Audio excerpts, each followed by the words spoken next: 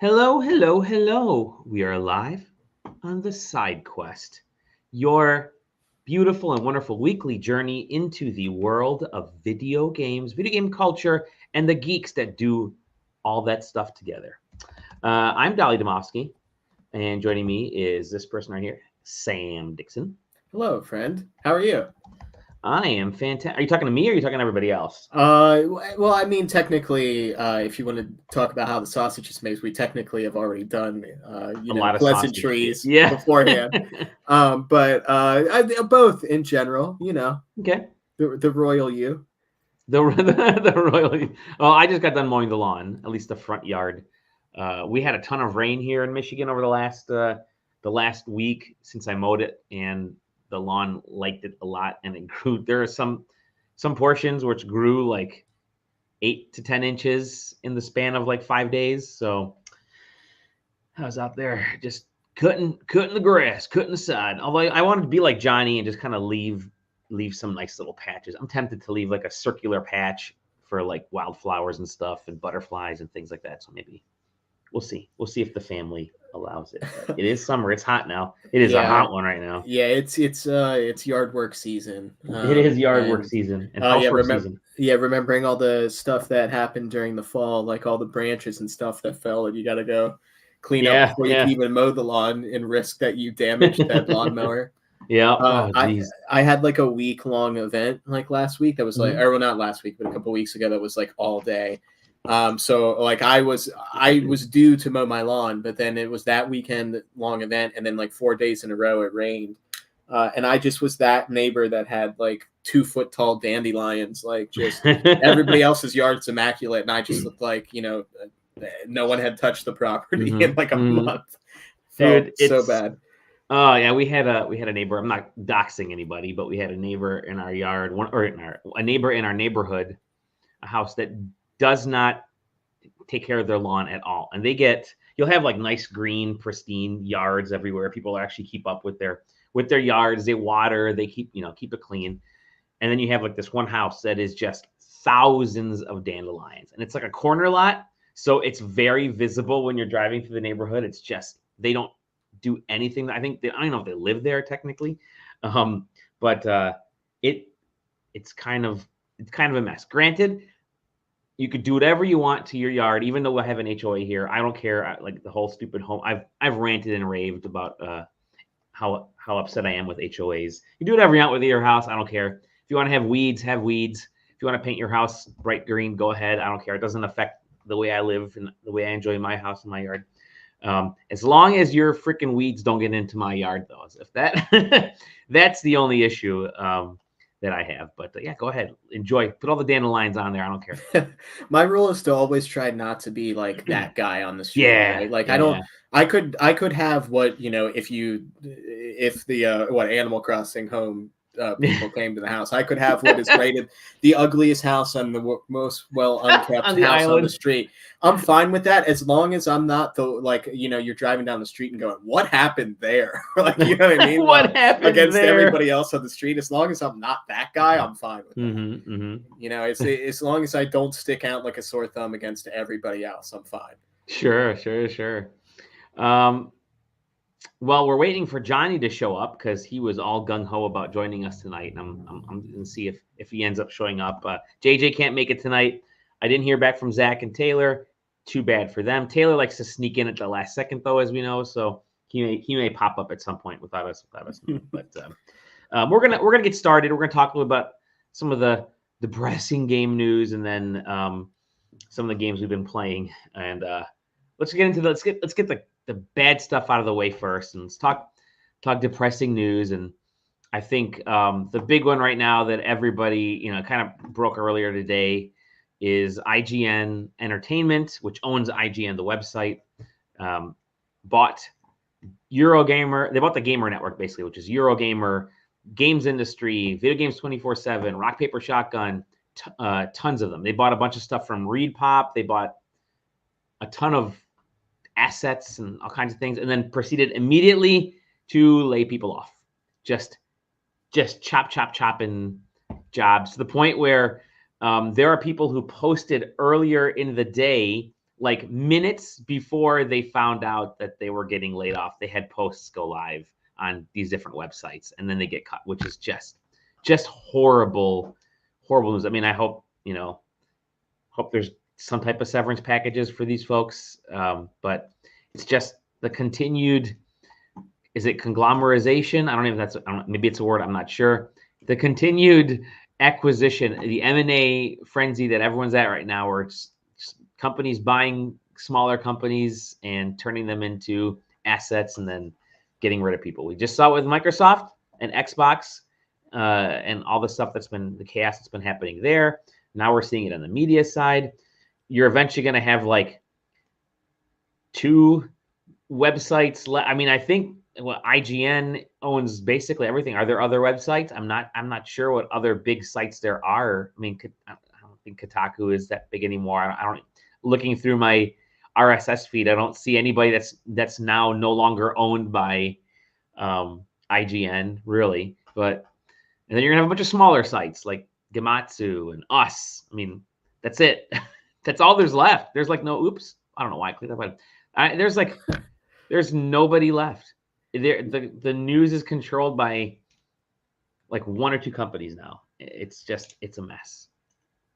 Yeah, it's kind of wild. It's I mean, as you mentioned, it's basically the snake eating its own tail here. It's, eventually you consume your competition until there is no competition. And then you're competing for clicks against yourself. And it's, I don't know. It's just strange. I mean, I've been kind of out of what I would call like the quote unquote, like mainstream, like scene of video games for a long time.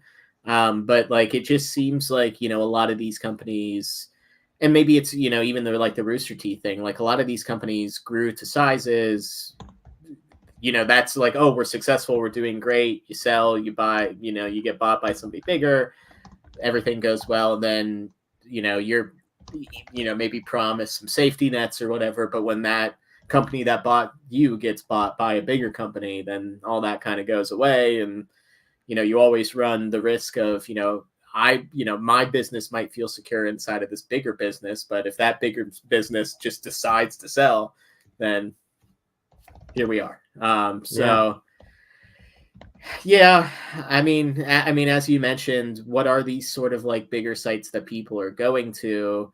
What did the you almost wonder like, is it just to get rid of competition, right? Because like like what is the business profitability of seeing that and being like, they make the exact same type of content, we're gonna buy it and just absorb those numbers? Like, I think it might be like somebody made a good point and said, now you have a bunch of content out there that will point to your like all guides and articles and news bites. Now you've like doubled up on news that are only going to point to your network, right? Yeah, I guess that's fair. Now you're buying, you're basically buying like already pre-existing SEO. Yeah, it's you're just, if before you were ranked number 15 because your article was written in 2008 and this one was in like 2006 or whatever, by the 2006 company. Like, and then now all of a sudden you go from 18th to 3rd on that list, or whatever jump. But that's a good point. Observing, taking if you're number 4 on the Google results, taking 1, 2, and 3. Yeah, I think what's left is like, I'm just looking at a list right now. So IGN owns basically everything.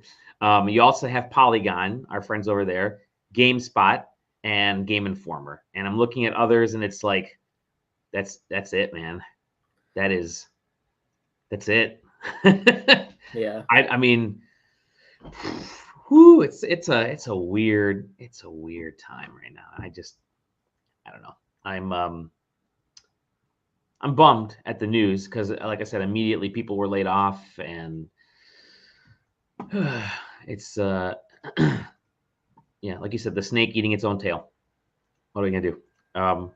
But I guess we can go on to some other news. I don't know. There's not a ton of wild news today. There's not a ton of crazy big news this week, but there are a couple that I want to share. And this one's kind of weird in a way because we knew it was going to happen.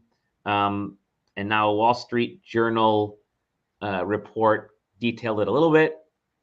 And that's that Xbox is going to make changes to the Game Pass model. It's going to add Call of Duty this year. And basically, all rumors point to price going up and sort of maybe a splintering of the Game Pass model, and really figuring out what Game Pass is going to be going forward. And there's Johnny. Hey, Johnny. sorry. I made it. No worries, no worries. We're expecting a Taylor to wildly appear at some point because he tends to come out of the shadows. Anyways, we just spoke a little bit about the IGN stuff, which sucked ass. You have anything quick to say about that before we move on to something else? Yeah, fuck capitalism and free healthcare for everybody. Good man. I like that. Speaking of fucking capitalism, by the way, did you know that if you keep swearing out of YouTube videos for like the first 4 to 5 minutes, that they tend to get higher views? We managed to do it this time. So let's see, compared to relative. Usually we'll have JJ and Zach and you on there, Johnny, and it's just like immediate cuss words. Wow, potty talk city. Potty talk here, I see. Yeah. We are when you keep us clean. No, so I'll be curious to see those numbers. But Xbox is making changes to Game Pass. It's going to add the Call of Duty this year. Obviously, they're having a big showcase fan fest event next month. That the second half is essentially going to be dedicated to Call of Duty. The redacted portion, and they're going to probably announce the very end. It's coming Game Pass. Haha, sorry, news leak. And are you guys still, either you guys, Game Pass subscribers? Yeah. It's just to me, it's a cheaper way to play the little Microsoft exclusives there are. True. You know? Yeah. My big thing with this is that, they've been doing it since Xbox Live was first introduced. Yeah. They want to make their online service as confusing as possible. Yeah. And make it as insufferable for a parent or whatever to buy their kid an Xbox on Christmas Day. Because now you're telling me that, okay, my kid wants an Xbox and he wants Call of Duty. All right, so now he gets Game Pass, but do I buy him Game Pass or do I get him Call of Duty the disc? Will he want the disc or will he want Game Pass? What is Game Pass? Can the man at Walmart or Best Buy explain to me what the different tier levels of this system are? Okay, I got him Game Pass. Whoops, I didn't get him the Game Pass that had the Call of Duty tier. What madness do they think they're going to unleash onto the market? Especially at a time where they're let's say street cred is at an all-time low. Yeah. And they're going to be like, okay, you know how you already think this one thing is confusing and you either hate it or love it? Let's double down on that. Coming this fall. Yeah, they were looking at Sony and they were like, we should do this too. We should make it really complicated.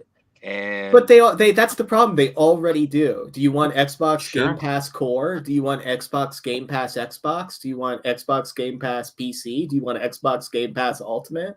Do you know what the difference is? Yes. Do you remember? Do you guys remember the old Xbox Live Silver versus Xbox Live Gold days? That's what I'm saying. It's Silver and Gold membership, and then when Game Pass started, it's here's the Game Pass mess, and also we have Gold. It's what are you talking about? They didn't fully retire Silver until last year. It was still there. So for those that don't know, Silver was basically just access to message boards and making friends, and messaging people. That's really all Silver was by the end of it. And now it's just all called Xbox Network. So they've dropped the Live moniker. But just kind of sifting through this, the big one is that the price is going to go up for this. I regularly resubscribe to Game Pass only if there's some. It used to be I was a constant member of Game Pass. Now I really I'll let it lax, and then I will resubscribe if there's a game coming up that I really want to play. but nothing is like keeping me to it. Like, yeah, Forza was awesome, and then when nobody was playing Forza, I stopped playing Forza, and I let it die. And then I picked it up again for Starfield, and I actually played Starfield on this as opposed to the actual Xbox. But because I had like stuff downloaded to the Xbox that were taking up space. But I think what Xbox is missing with Game Pass isn't game exclusives, because we can get those games anywhere. You need experiential exclusives. Like, weird enough to say, Nintendo does a pretty decent job with their network thing, because they'll have they have the Tetris 99, they had Mario 35, they had the Pac-Man thing for a while, they had what else? They have some other stuff going on right now. Like, they'll actually have these, like 1 vs 100 was awesome. That was Live. I loved that. Every night 1 vs 100 was on, we would stop what we were doing and all go. It was like the pre-Twitch. It was like it was event. Yeah. It was event gaming, and we all got together. We all had Xbox Live. I had Xbox Live because of that. Like, I didn't really play online games. I still love single player games. Online experiences. Noob. Yeah, I'm a noob. Because I suck. I suck. But 1 vs 100, I would play that. Like, that was badass. And missing those experiential things, I think, is what Xbox got away from. They went straight toward trying to just be the Netflix of games. And guess what? We're seeing it right now with streaming. Streaming doesn't work anymore either. You're seeing Netflix, you're seeing HBO, you're seeing Disney Plus. All of them are now realizing maybe we got a bundle, maybe we got a, recut price. I don't know, whatever. So Game Pass is the same thing. So it's going to be, it better do more than just give me the games, because it's losing money. I mean, if you're going to get Game Pass Ultimate for a month to play the new Call of Duty or to play Starfield or whatever game is out, you're only paying like $16-17, and that's it. That's your game. And if you're going to raise the price right now to have access to those same games, I'm only going to go on a month-to-month basis. I'm not going to go the full year. You're losing me. Yeah. Don't worry. They're working on unique, fun experiences you can't have anywhere else but on the Xbox platform. Yeah. Give me 1 vs 100 or 1 vs 1 million. That was like the original Battle Royale 1 vs 100, right? Yeah, it kind of was. I wanted to mention one thing here. Let me see if I can get this. Video playing. Hey, you guys like Jason Voorhees in your in Multiversus? This is just stupid and silly, and I love it. You talking about a game I paid for, like, I don't know, a year and a half ago at this point, played for like 2 weeks, and then they were like, JK, it's not out yet. You're right. Yep. I think the game's coming this month. It's launching this month. This week, maybe next week. I don't even know when. Sometime soon. Yeah, I'm sure it'll be at the end of this trailer. Yeah, it'll be at the end of this trailer. But they've added Jason Voorhees, and they've added Agent Smith, which, again, it's great to see Jason Voorhees murder Scooby-Doo characters and Adventure Time characters, and it's just such a weird. It's a weird mix of, LeBron James is going to die at the hands of Agent Smith. Really weird stuff. But they're still keeping LeBron James in there. They probably are. I don't know. We'll see here. A lot of people had invested money in LeBron James, and they probably still do. But it's still insane that they put the Iron Giant in there. I know. Unbelievable. This is the weirdest mix of characters ever. Like, you'd think, we saw the Smash Brothers stuff. They're still all game characters, so it works because they're all game characters. None of these are like game characters, because WB doesn't have any of their own actual video game characters. They all have like major properties. It's weird to Gremlins against Jason Voorhees. That'd actually be a pretty badass movie, to be honest. Friday the 13th versus Gremlins. I don't know. You were saying something, Johnny, in one of the chats, which is like, it's Smash Brothers. Smash Brothers perfected the genre, and it's hard to break into this sort of fighting game market. Yeah. Like, it's been shown time and time again that it's like Nintendo has got it down. People don't want to move out of Nintendo. It has all the characters that people know and basically have been playing the same movesets that have been tweaked for decades now. Yeah. It's like, I don't know. It's the novelty of having like a bunch of characters mashed together. It doesn't necessarily work with just like movie and TV stuff. Sure. But, you know, maybe the game will be good. I don't know. I don't know. I mean, it's a competent game, that's for sure. At least we know that. Like I from what I played, it actually was. Yeah. It was a fine fighter. I mean, you spent money on it, Sam. Yeah. May 28th. Yeah. I mean, it is the most competent of the Smash Brother quote Smash likes clones that you want to call it. Yeah. You know, I never really enjoyed Brawlhalla. Which is still going strong, actually. Indie one and stuff. Yeah. The Nickelodeon one is actually pretty good. Yeah, the Nick Brawl one. They just never like, and I mean, you know, I wouldn't consider myself a hardcore Smash player, but a pretty consistent and have played every gen Smash. But like those games have always felt like they've had like a sort of a weight to them, and whether it's, you know, the controller vibrating when you hit somebody or whatever. And like no other one of these Smash Brother games has had that like this Warner Brothers one does. Yeah. So it has interesting ideas. You know, the little bit that I did play of it, none of the characters just felt like, all right, well, if you played Mario, like this is Mario, so enjoy.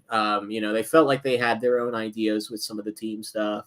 There is other mechanics at play. I think they like in some of their like video stuff, they reference like a parry system getting added to the game now. And you know, obviously this trailer has some new characters, as you mentioned, Jason in it. So we're definitely getting new stuff from what was there from that. Sorry about this just choppiness of StreamYard cutting the frames on this of the video. But you know, hopefully with something like the backing of Warner Brothers, they have a bunch of properties, they have a bunch of grabs that you can get. You know, it's incredible how properties will bring people either back to Fortnite or to Fortnite just for the sheer fact of, oh, there's not another way for me to experience this character. Although like the Avatar stuff, like it's nothing like an Avatar The Last Airbender thing. Aang has a gun in his hand or whatever. But like, you know, if that's the only way you can play that character or that universe in a game, that might be worth it to you. So same thing with this. If you're a huge Rick and Morty fan and you don't have a VR to play that Rick and Morty VR game that came out, I think this might be the only other non-VR Fortnite. Rick and Morty. Yeah, other than Fortnite, Rick and Morty experience, right? Yeah. So, like, but that's the thing. So, you know, no one's out here making Scooby-Doo games these days. So where else are you going to play Velma? So, in my dreams. Yeah. No one's out here playing the Joker ever in anything. Never heard of that. So Who's it's the only way you're going to see the Joker. And, you know, Agent Smith, the most popular character for the Matrix. You know, it was right. Where's the other whatever. I like what you're kind of leaning into in that this is just right now solely living on here's the character, here's your next character. Like, check out all these characters we shoved into this game. I didn't see any gameplay in this video. There's no gameplay in this video. Like, what makes this unique and different and fun and enjoyable? Yep. I don't know. I want to see game. It's like, cool. If a game is kind of got all these characters, but it's boring, I'm not going to play it for very long. I mean, I think I need to see what makes this special besides Iron Giant versus the Gremlins versus Mogwai. Yeah. But one game or games that are on their way soon as well that we could all be hopeful for is this one's strictly for Taylor, and that's Kingdom Hearts is coming to Steam. Taylor is a is a happy boy that he won't Kingdom make Hearts it is. the way he just said in the chat. Yeah. Okay, no problem. F Taylor then. But no, Kingdom Hearts is on its way to Steam. He is or it is something that people have really wanted for a long time, and it's funny because Square Enix just came off of telling everybody that they're gonna have to start putting their games on more than one platform, and they've had these on a variety of console platform, but never on PC. And we know there's going to be like just crazy ass mods for this game. So I didn't even think about that. Yeah. Oh god. Well, that's good. Hasn't like some of the Kingdom Hearts stuff been available on PC, but only Epic Game Store? Maybe some of that stuff. I know Final Fantasy has been that way as well. But yeah, I definitely feel like this is it was like pure joy and excitement when they announced this, which is funny because it's like, haven't you guys played these games for the last 20 years already? But hey, more platforms is cool. Square Enix knows that they need to make money. I think you're going to see a lot of their games start to pop up on other platforms now in other ways. I think it's a good sign. It's something they need to do for a long time. Sorry, this is kind of a general point about Kingdom Hearts versus like Multiversus, but like Kingdom Hearts has like two properties like smashed together in Final Fantasy and Disney, and like the way they did it was just make it absolutely fucking bonkers. Yeah.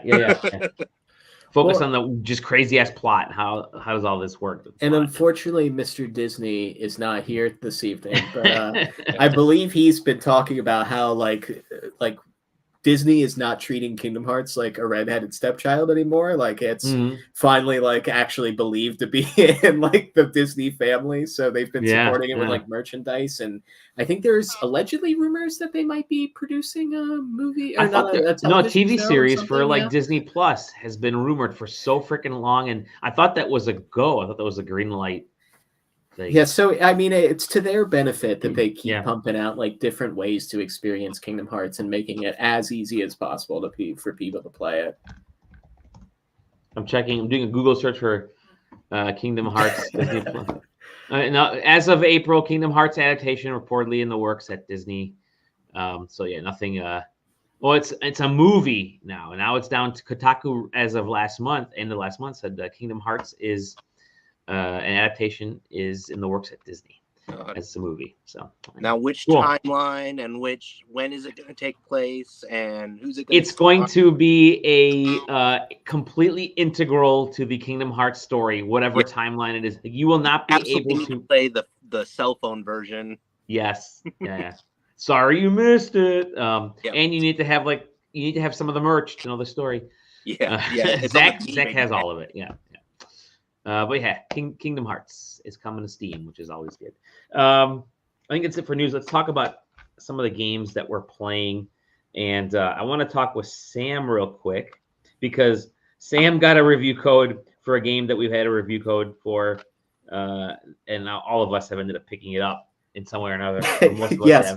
But yes, my code was provided. So I wanted to make sure that I at least shared in my statements that I know you guys have been saying that Rusty's Retirement is maybe the best idle game I've played in a long time, and is a great little companion when you don't have much going on, and you just gotta maybe sit around and wait for an email to come in, or you gotta wait for 5 minutes before a meeting starts, so you get a little time to. That's great. It's the best desktop buddy, like bonsai buddy that you ever had. Oh yeah. Mm-hmm. Go ahead. Oh, sorry. I was just gonna say it's it right at the start. Like I don't know like how early like whoever else got a code or whatever got it. There was like a couple of like bugs that it wasn't like really like playing nice with things, but like immediately got fixed. And then on release, like I haven't had like any issues. And they've been like slowly kind of like not like updating it with like new stuff, but like updating little bugs. I know my original farm, I had a spot that I don't know exactly what happened. Like I was building a patch and then like I deconstructed it or something. And then I couldn't build anything in that space anymore. But then I've never had that issue since. Yeah, so it's great. Hopefully it's they one continue developer, by the developing it. way. Yeah. It's one dude who One I've big watched. criticism that I don't that I have with it is they don't tell you. Well, they don't make it known as obvious that it should be known that you can use the right click to like scroll across your farm. Right click to drag. I didn't know that. I was freaking out because I'm like, why can't I see the rest of my freaking town? And you guys had to tell me that it's right click to drag. And once I did it, it blew my mind realizing, holy crap, I have all this extra space I could grow. Yeah, as you say, if I had one piece of criticism of it, and it's strictly because I know there's no way that they could possibly solve it, is that like it weirdly scales. Like you can either start your farm on like the bottom of your screen, or like I always had it on the right, but I assume you can put it on the left or wherever of your screen also. But like you can scale it up or scale it down, but it like scales in increments. So like if you have like a vertical side monitor, there's no way that you can just like push your farm like full screen to that monitor. You just have to use like the steps to kind of like scale it there. So like I mean that is a little tiny complaint. Please make it work like HTML where scale when drag.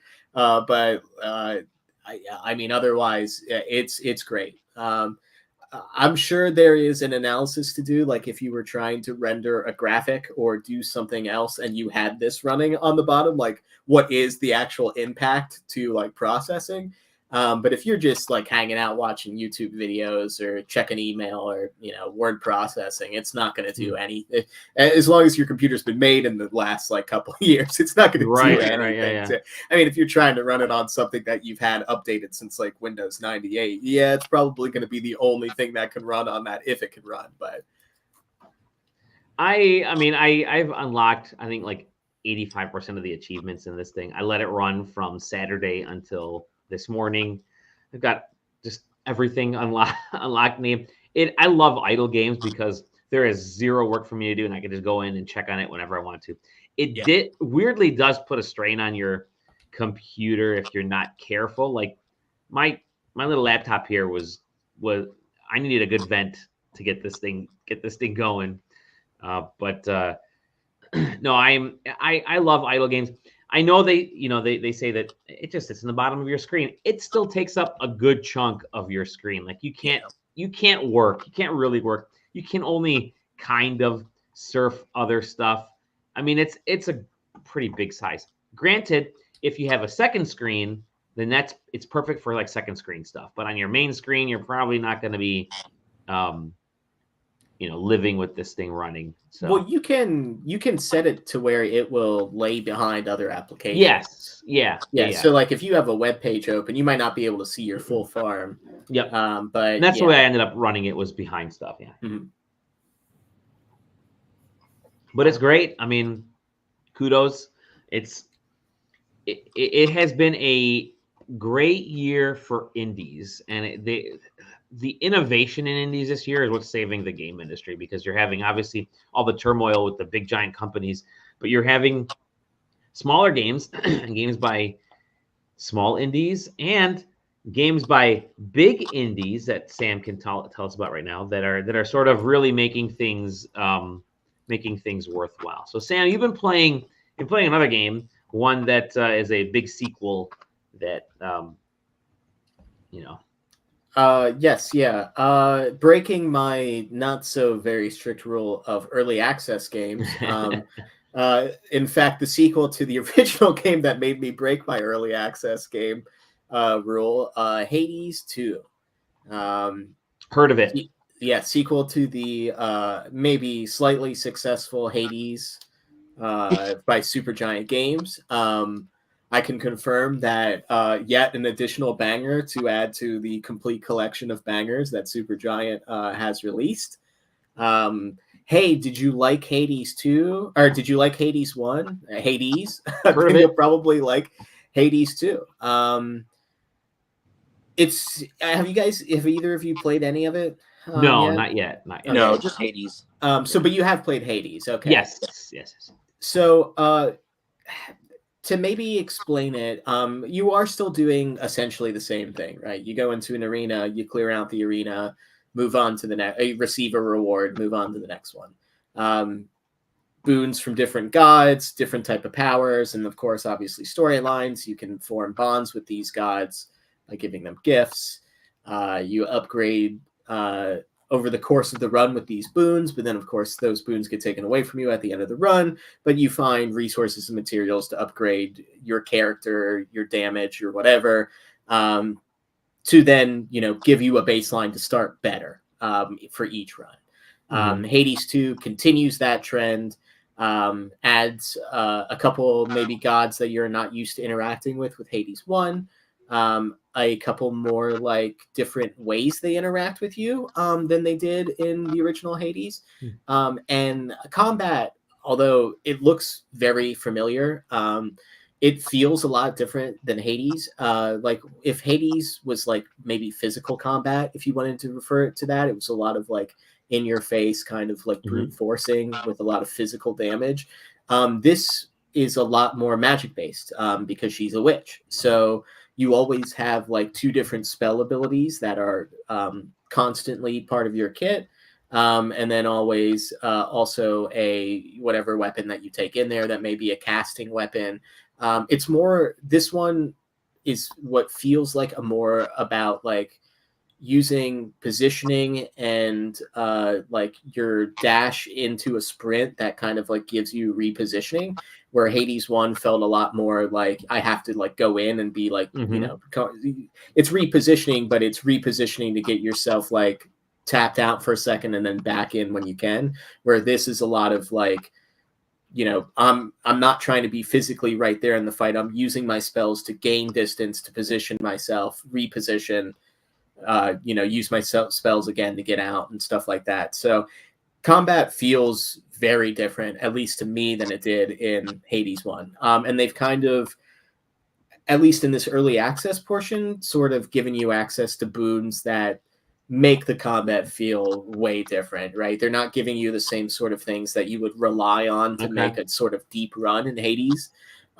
So that's felt nice. I can say, without going into like story spoilers or anything like that, because obviously at the core of this, Supergiant games are much more about the narrative maybe than it is about the sort of even experience playing the game.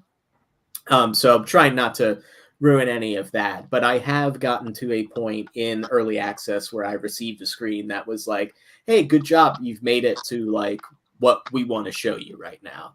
So like we're going to kill you and end your run, but no, you did very good to get here and we're proud of you.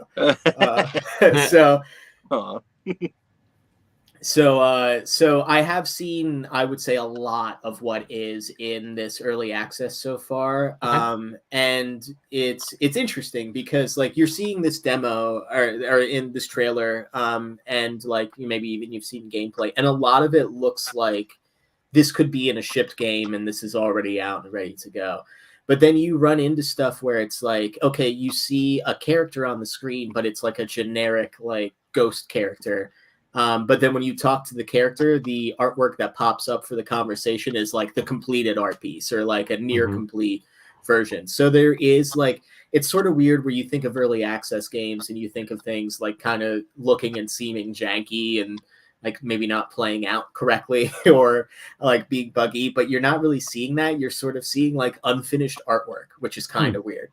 It's not so jarring as like, what was it, that Wolverine movie that came out early and like all the CGI was still like the gray blocks and stuff. And I remember people were like, that movie was ugly. It's like, well, yeah, because you saw it like before they did anything to it. So it's not quite that jarring, but it is kind of weird to like roll up to a character or like they're in, their on map model is like completely finished or looks completely finished. And then you talk to them and it's like the artwork is just like temporary like art. And it's some of that is funny, but I mean it's great. Supergiant improve, like it always has great storytelling. I think they're top in class when it comes to like the sort of like giving you a base template for what is a, I guess in this a run, but like a character or a gameplay type, and stuff like that, and then letting you sort of build your own ideas off of that and being able to like, maximize the sort of routes and the sort of advantages that you want throughout a run. And this just kind of opens it up and gives you more options, right? There's more of a hey, like you could become stronger by going this route, but that's going to take more time and keep you further away from your goal. So it's like, it's always the balance of, do you risk losing more health to potentially get a boon to push yourself further? Or do you just ignore that? And now instead of 3 more encounters till I get to a boss, it's only going to be 2. So, yeah, it's really cool. I mean, Hades 1 had a big speedrunning community and all that stuff. I'm sure that's going to be here. They don't really have a lot of the sort of late game stuff that showed up in Hades yet. So the sort of fury system, and the heat and all that. But if you played Hades, there's a lot to sort of dig into here now. And I say I've gotten to quote what is the end of like early access, but that was after like probably like 23 hours worth of playing. Sure. I've played a lot of Hades 2 so far. How many hours do you got in it? I can see here. I got Steam open.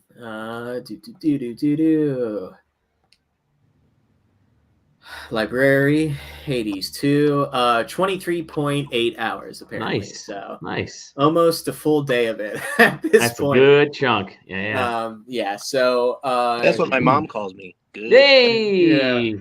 When you were born, that's a good chunk. But Shirley and I have always super loved the Supergiant games. And she gets motion sickness pretty easily, so she can't play games for very long. And I don't want to say she's bad at games, but she's not great at like fast-paced action games because they make her anxious. So it's been a lot of like, hey, I've got like 2 hours to do nothing. Can I read a book and you play Hades? And anytime somebody talks, can you poke me? So we've been doing a lot of that, and basically just going on runs. Amazing. So we can have conversations with people. So it's been great so far, and I think I might do like another run or two, but at this point I think I'm probably stepping away until a major update comes out. They actually did already release one patch that added a couple things and fixed a couple early bugs, and I guess rebalanced some of the like run resource things that you can acquire to make yourself stronger. So yeah, should be interesting. I will be following development and then obviously playing through it once that game comes out, potentially early 2025. But I'm guessing, probably, definitely. I don't think it'll be this year. It's definitely they've said it's not going to be this year, but I think the plan is now is as long as everything goes fine, early access and whatnot, is to target early and then see where things go from there. By the way, just real quick, the AI that Discord uses to sum up conversations is fantastic, because the latest one I got right now on my notification center says JJ, Quest 64, and one other. This is from 26 minutes ago. In our multimedia discussion thread, the highlight is they're chatting about internet darling and rapist. Oh God! Fantastic. Internet darling, and well, actually, I know who you're talking about. I know exactly what you're talking about. Anywho, the what are you playing, Johnny? What have you got going on? You know what? My week has been pretty light. Okay. I haven't been playing a game I got for review called Mullet Mad Jack. Okay. But I don't necessarily feel comfortable talking about it yet because I only really have played like 45 minutes of it. Okay. But I do like it. I think it's really super fun so far. It is insane and dripping with like 90s VHS outrun aesthetic, anime outrun aesthetic. So yeah, there's that. There's I've been playing playing Mark from the Discord. He was like, "Do you guys play Trimps?" And I was like, "What's Trimps?" And like, so I just clicked on it. Yeah, he mentioned. Yeah, okay, what is And that? I'm on like my 3rd or 4th prestige of this game, and it's an idle game. Okay. I love idle games. What's it called? Just it's so called I can Trimps. Google it. Trimps. Trimps. Yeah, and it's it is just an idle game, but it's interesting. As far as like idle games go, the story is you crash land on a planet and you like need food and shelter, so you start, there's no clicking. You just like assign a worker, so there's no like super clicking or anything like that, which is great. But you start gathering wood, gathering food, and then you start catching these trimps, which are, I guess, little imps, and you can have them gather wood for you, gather food for you, do some science for you, and eventually you have them fight for you in like these maps, and you gather resources from them, but you also gather like weapons and armor, and like you upgrade all that stuff, and eventually you have to like prestige and all this other stuff. And yeah, this is it. It's people that like it looks looking like at Excel spreadsheets. Yeah. Oh wow, dude. Yeah, I have not gotten. I love this, but it's fun. I just like I have it on at work, and I'll like do some work for like a half hour, and then like come back and be like, I gotta check on my Trimps, and so I check on my Trimps. I tell you what, I will download this game only if I can get a sound bug that goes Johnny going, I gotta check on my Tramps every time I start it. We can mod it. We'll mod it. Every 30 minutes to say, gotta check on my Tramps. Look, I just recently purchased a car, and so I've been getting advertisements for all types of nonsense on Instagram. And the number one thing that I really want to buy are these stupid like waifu boxes that they keep trying to sell. Nice. You see these? They're like they're these things that like you're supposed to, I assume, plug into like your USB port or your like audio jack, and you turn it on, and it's supposed to be like it's like a recording box, so it plays like a tone and then like a voiceover thing. So they're trying to sell you like a Japanese woman coming on and saying that she likes your car or whatever. It's like a Tokyo train or whatever. But I found one where you could record whatever, and like I just love the idea of just like recording it and putting it in somebody's car and hiding it, and just like recording stuff. Like, I gotta check out my Tramps. I freaking love it. You gotta check on them, see what they're up to. But yeah, it's fun. It's an idle game. It looks like much more complicated. It gets much more complicated anyway.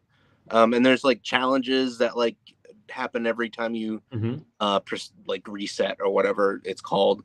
But yeah, I've been playing that. I'm playing it. But that Rusty's retirement. Really haven't been playing too much. I went back to Stardew Valley because Taylor was talking about it last week. That's it, man.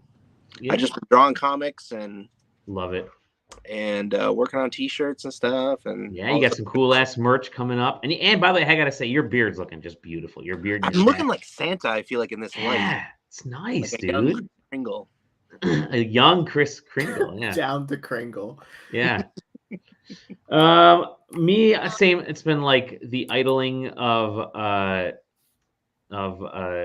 Rusty's, and then thank you. There you go.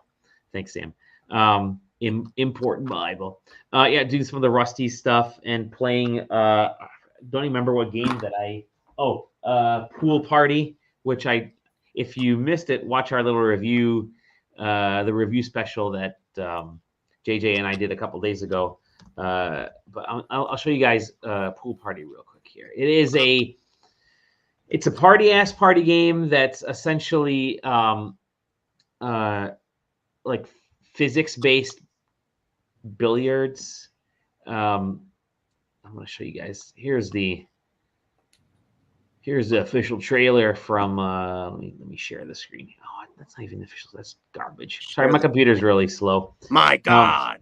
I have Rusty's going on in the background. That's why it's acting really slow. Let me share the screen here. I'll show you guys Pool Party. But I did a full review of it in the other episode. But it's just like a bunch of little Mario Party style games. There's like maybe 7 of these. They're all physics based pool balls that pool ball games that you can kind of play, and it's all done in kind of this one view. It's this overhead, perspective, 3/4 perspective, whatever, isometric, and you're either trying to knock the opponents into goals or balls, or you can kind of play keep away, or you can collect your own special balls and knock them into your goals. And there's like a few different variations that you can play, and I feel like this is a really good game to get like kind of drunk or high and play, only because it's just really basic in premise. There's not a lot that goes into this game. I mean, it's like not that like 8-year-olds and 6-year-olds are gonna get drunk or high, maybe on milk, but it can be played by like young kids, like little kids, because it's that easy. And then at the same time, I think it can be played by adults who are just really in the mood for this kind of silly, short, 15-20 minute at most play session. But it's simple. You're just kind of shooting these balls around. And I felt like it was all right.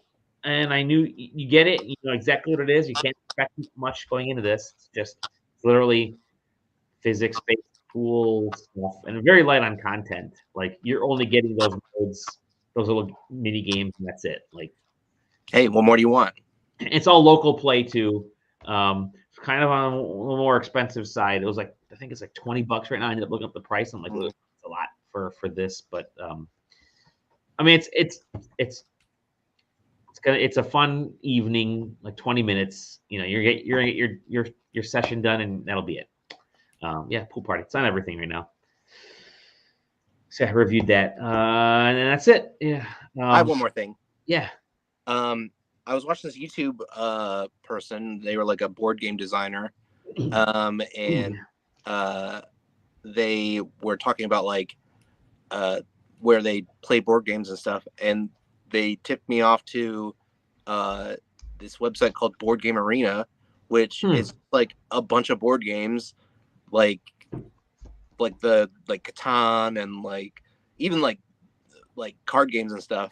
But like, you know, it's like that typical board game hobbyists type of hobby game or board game, and it's all in browser, and a lot of them have tutorials and stuff. And like, I didn't get much. I haven't had much time to play with it, but it looks very interesting and very accessible. Like, I've always wanted to have like a crew to play board games with, and now I don't have to have one. So that's awesome. Oh yeah. Count me in. I want to give that a shot. I've been, speaking of just videos and things, I've been looking at game dev stuff, and this is the summer that I'm officially dabbling in some game dev, getting back into it, because I used to do like dabbling. I used to do game dev way back in the day with like Game Maker, and there was I don't have it anymore, but the very first game I ever made was Pigs in Space on the Commodore 64 that I made with the game making program. And I follow that. I got to know the actual creator of that program, Gary something or other, but from the 80s on Commodore. And I made a couple games on there, and that got me the bug. This was like the late 80s, early 90s, and I got the bug to develop games. And so I've been doing it ever since then, like on and off. Did a bunch of stuff in Game Maker, and now I'm like, you know what?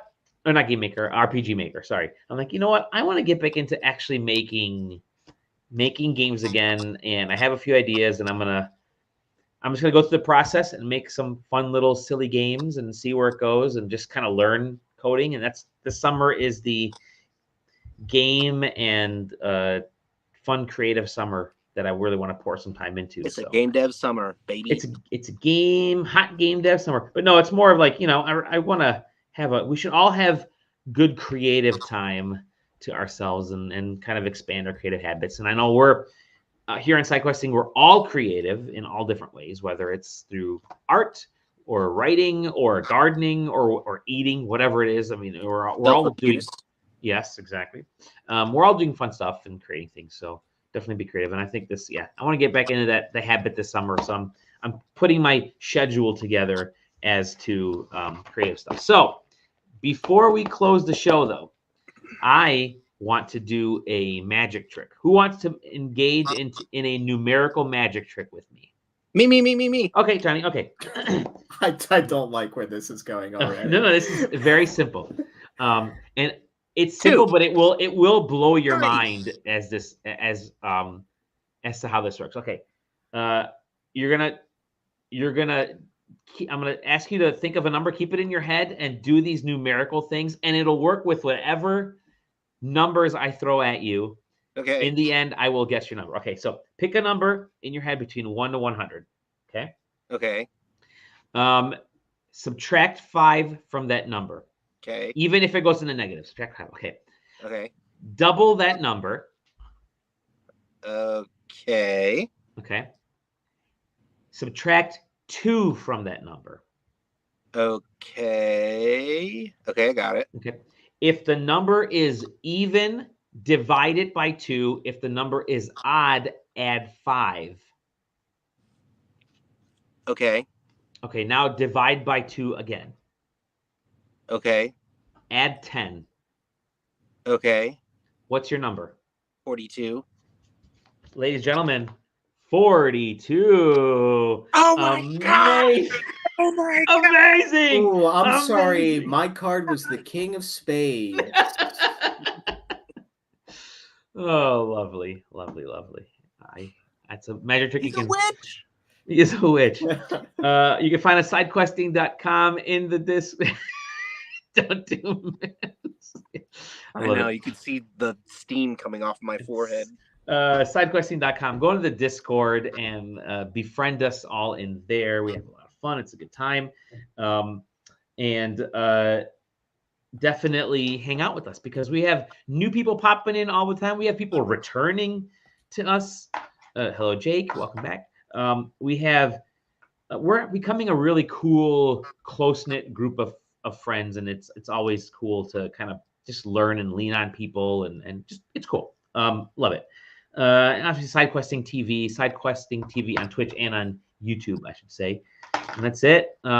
You can find us individually. You can find me at Dolly Domovsky everywhere. You can find Sam in the Discord as well. You can find Johnny in Discord and at Be Gentle I'm Stupid over on Instagram and everywhere else.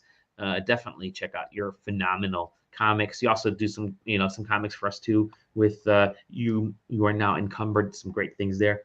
And soon you'll have some cool merch for yourself, which I cannot wait. You're showing us some peaks. I thought that was cool. With that, we'll see you on the next episode of The SideQuest. Bye-bye. We did it under an hour.